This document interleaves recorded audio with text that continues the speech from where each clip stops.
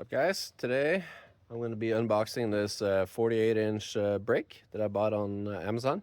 It's a sheet metal brake that I'll be using for making the window flashing above my windows. So let's go ahead and get it going. Before we unbox it, you can see this is the Vevor box and pan brake, 48 inches.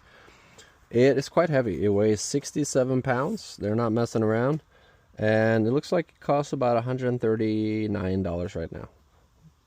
Let's unbox it.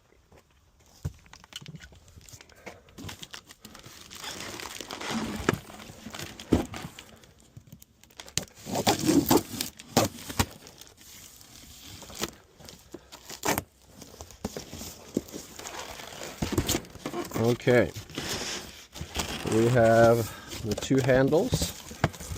They are not attached. So we got those here, one there, one there. We'll put those to the side.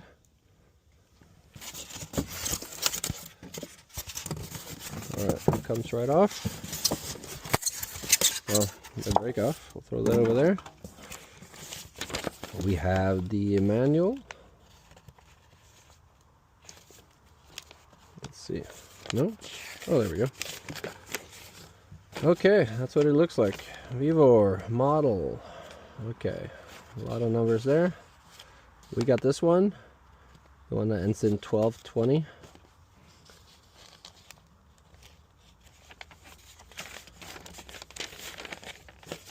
Okay, that is the manual. Now we got the brake itself.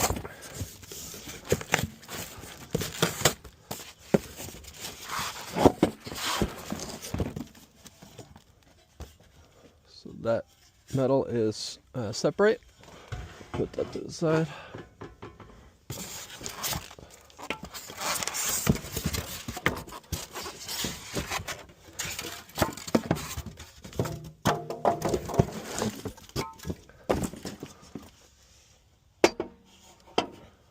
Okay, let me clean up. I did a bit of reading here for the assembly. They refer to different products, number 1, 7, 5. That is talking about these part items, but there's no photo, so you just gotta kind of figure it out. Like, for example, there's 2 pins, number 5. No pins are in here, however, they are pre-installed. They're in there. So assembly is pretty easy. It's supposed to be mounted using 3/8 bolts to a work surface that has to be, more than 48 inches long. Unscrew this pin a bit until you can put the handle all the way in. Do that on both sides, and then you're good to go there. Then it came with this big piece that's going to be sitting right in here afterwards. Let me go ahead and get it done. I ran into a problem here. So the pin over here, I could unscrew this one no problem and push the handle in.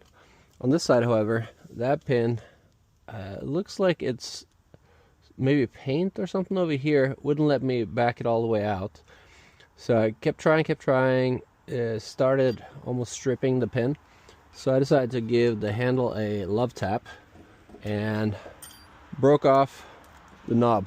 So now I haven't even used it once, and I will need to figure out a new ball for the top of it. It can be replaced, but still annoying. Alright, now next we'll put this down, clean off the missing ball, and then install the top shaper here. And now under these 2 bolts over here, I'm going to put this piece down.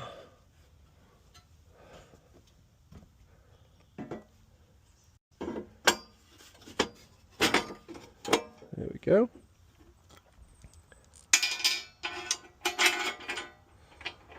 Tighten that down. So the spring goes underneath.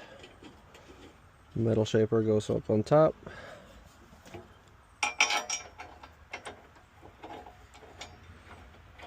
And that should be it for assembly. So now, as soon as I get this attached, we'll give it a go. More videos to come. I think I figured out the different terms here now. So we got a stand. That's probably this guy. support plate, I might be the one underneath here.